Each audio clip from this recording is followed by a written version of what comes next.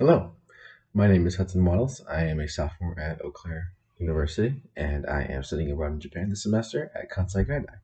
This is my daily, somewhat not so daily, record of all the things that I've done, everything that I will do, maybe inspire someone else to study abroad. Hi, today was my first class for my Eastern medicine class. It took place after my Japanese 1 class, and that went actually really well. We studied for, first of all, the Japanese 1 was all about kind of sentence structure today. We were given, we had greetings previously, but that was like a general greeting and how to say hello, goodbye, good evening, all that stuff. But today was actual sentences and introductions. So technically, now I should be able to introduce myself, like introduce my nationality, what language I speak, my age, my year in school, all that good stuff. Turns out there are a lot of similar rules as in English, where you use one word for one sentence and like a derivative of the same word for a different question in a different sentence. So you have nan, which is, and nani, which are both different part derivatives of what. It's like a what. It's a what question.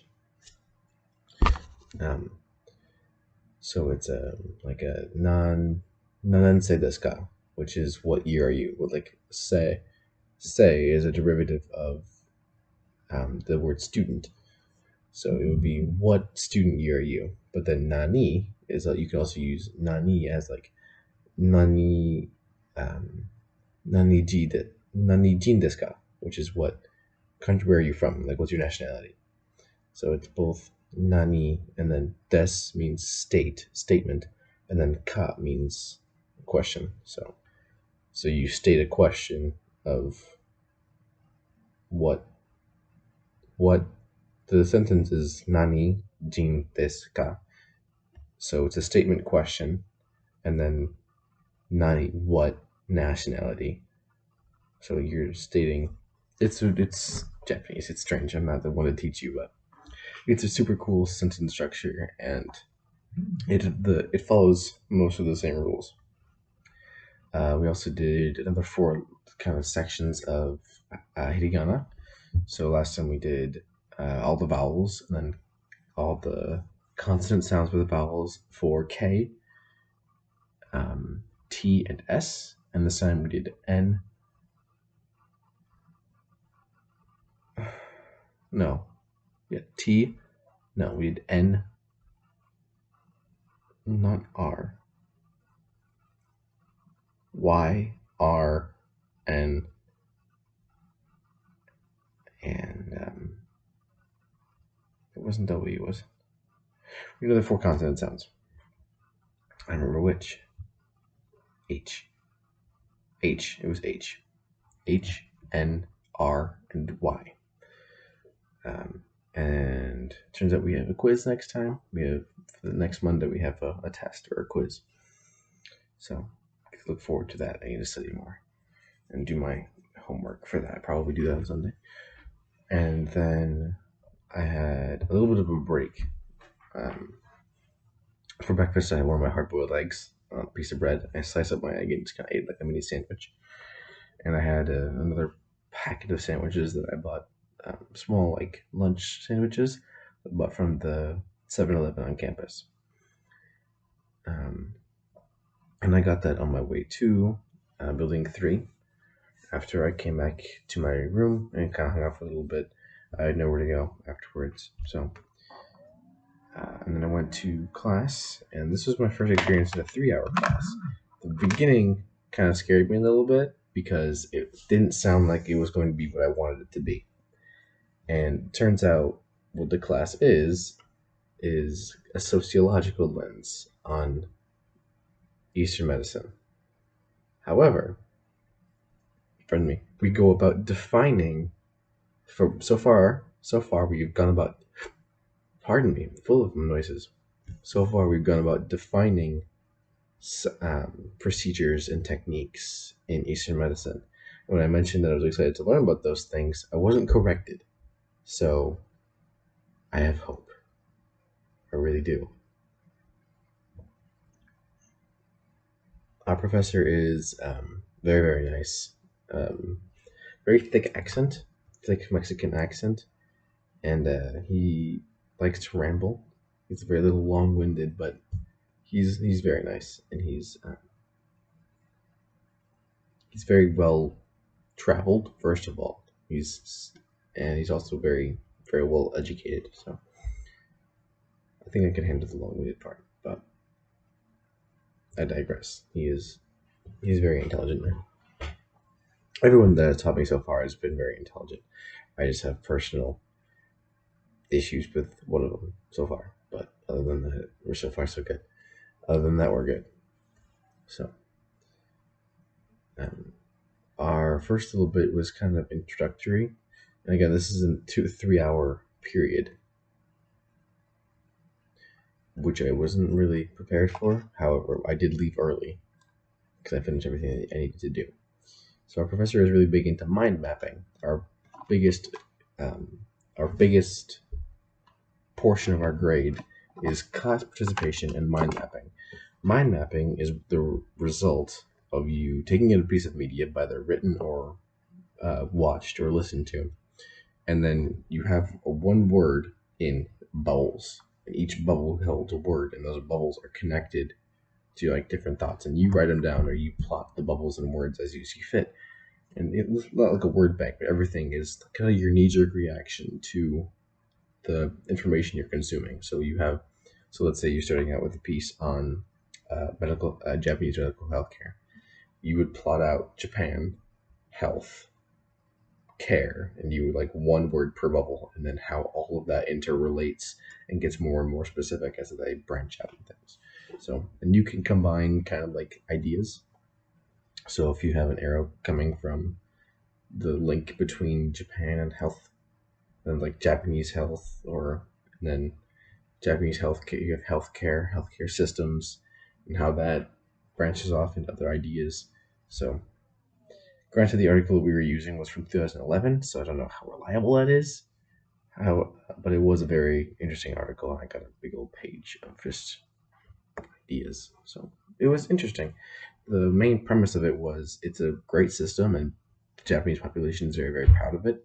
However, it doesn't slack on quality, which is fantastic. However, their decision making process for introducing new techniques and new procedures and new drugs is very, very, very difficult and very long. It's a very long process, and not everything gets accepted. It's kind of like our judicial system for bills and stuff, but it's for medicine, which I think is a great way to do it. A great way to handle it. The issue is timing. So if you have modernization for medicine, how long is that going to take to get to the general public who might need it a lot sooner than when they get it? Good system, good idea in practice, but they're a little too thorough when they're considering all like poor possible endings to each scenario, which is a good way to think about things in theory again. But then when it comes to practice, which I guess is more of an American ideal for me, and because we have in America a little bit faster processes for introducing new techniques compared to Japan at least, and you have the 90% that could go right, and that's a very large odds. Those are good odds, but then the 10% that could possibly not go wrong, could not go right. Although I suppose that the Japanese doctoral scene sees the kind of like the poison Skittles scenario, which is if you have a packet of Skittles and one of them is poisoned, you're gonna eat the whole bag. Are you gonna eat them on the 1% chance that you're gonna get poison Skittle? It's unlikely, but you could get it. Granted, there's a little bit more complications with medical procedure. It's not just poison. A lot of things can go wrong, but we have again modern technologies to keep everything in place. So that was the premise of today's article. Other than that, um, that was the majority of our class period. We did have a little bit of a fun section, kind of a mental break. It was we had our classmates, including myself, are not very good with the number 7, apparently. So the trick was we're all in a big circle, and we were counting by ones, and whenever we had hit a number, so each person would say one number, going around in the circle, whichever direction. And whenever you hit a number that was a multiple of 7 or contained the number 7, you would reverse direction. But the trick was you couldn't say said number, but instead you'd have to clap. And that would kind of signal changing direction. And then the person that would go afterwards, who had just previously said a number, would say the next consecutive number. So it counts 1 through 6, clap. 8 through 13, clap. 15 through 20, clap. 22 through, no, I already messed up.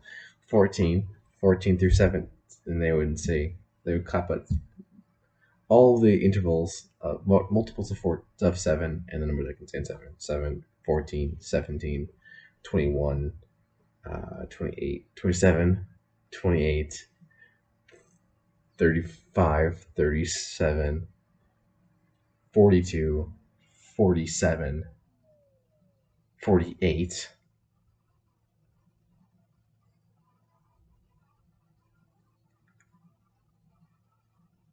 no, 49, not 48, 49, 56, 57, 63, 67, 70. The highest that was ever recorded, according to our professor, was 70. Which I don't think is real, because even I can't do sevens. 7 is supposed to be a strong number, but my lucky number is 3, so it doesn't matter. But afterwards, I got early because I finished my little map. All we had to do was email him, and I didn't have my laptop with me, so I just took a picture and sent it to him. But afterwards, I went shopping. Shocker. I was running low on food. Shocker. So the end result of today is actually some of my best work yet. I got 3 bowls of ramen. Shocker.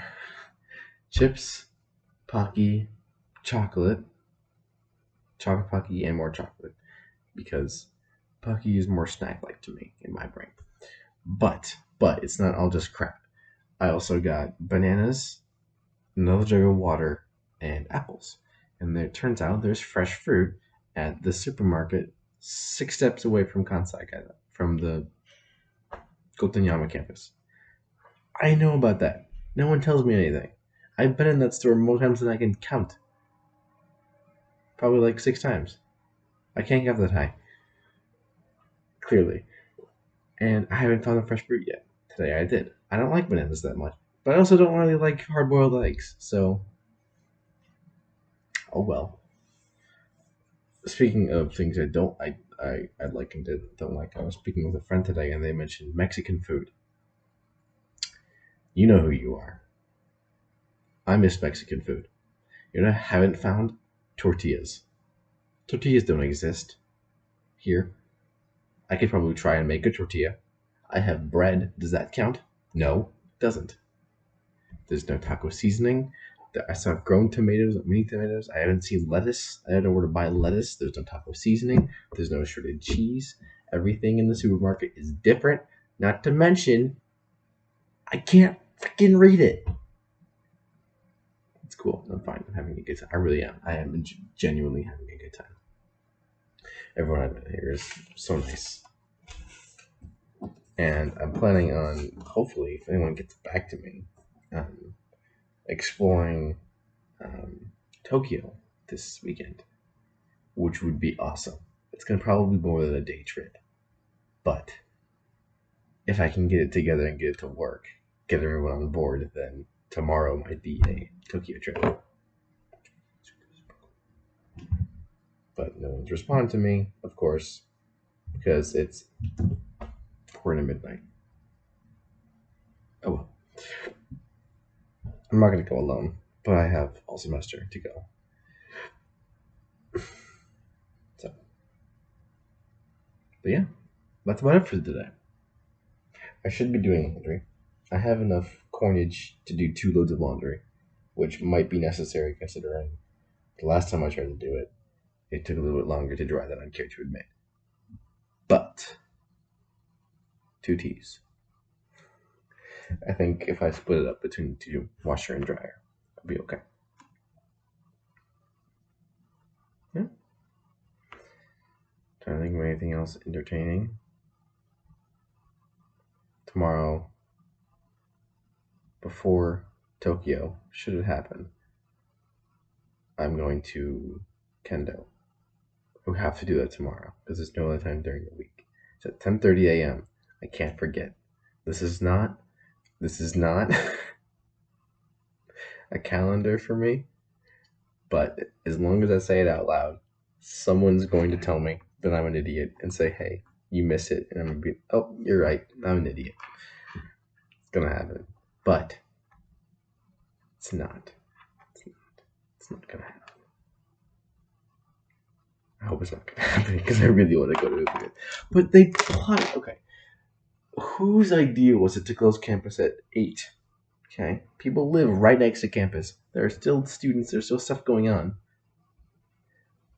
Who closes campus at 8 o'clock? It doesn't make any sense to have clubs at 10:30 to midnight. I understand that, but to have clubs 10:30 to noon,